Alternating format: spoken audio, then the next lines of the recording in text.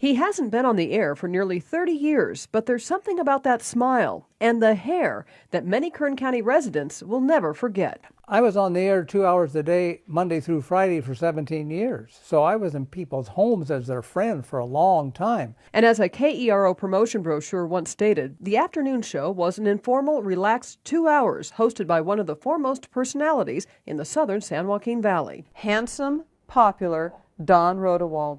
Well, that's what I wrote. That's what they printed.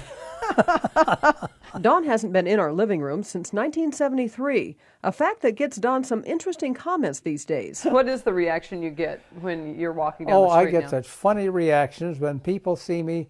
They say something like, I thought you were dead. Although many of Kern County's television pioneers are no longer with us, Don will remind you that he is far from just a memory. Like the cowboy told me once, he said, I'm still kicking, I just ain't stirring up much dust anymore.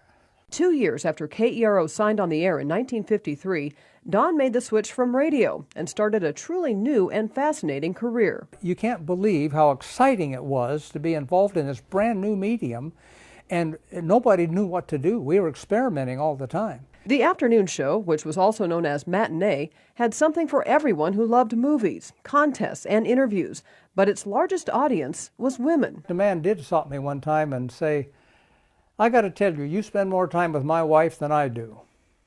And I said, she watches the afternoon show, does he? He said, oh, yeah. Ladies did love the show, and Don kept their interest with many fun segments, such as a popular one called Come As You Are. It was a very popular segment. I would tell people that if you can come down to the station, then send me a postcard with your name and phone number on it. And every day I would draw a card out and call that person and say, I want you to come as you are right now to the afternoon show.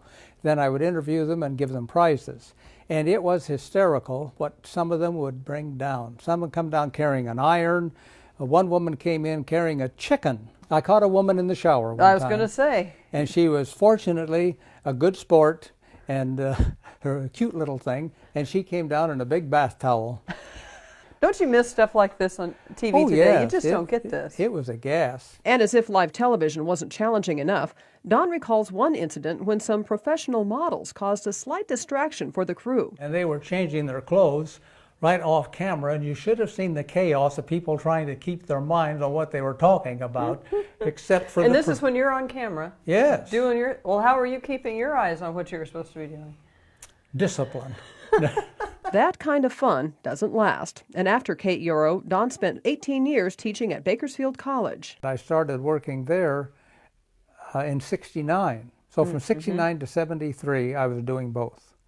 And in 1973, I did my last afternoon show. These days, Don keeps busy with a passion started many years ago when he was lucky enough to meet one of the true masters.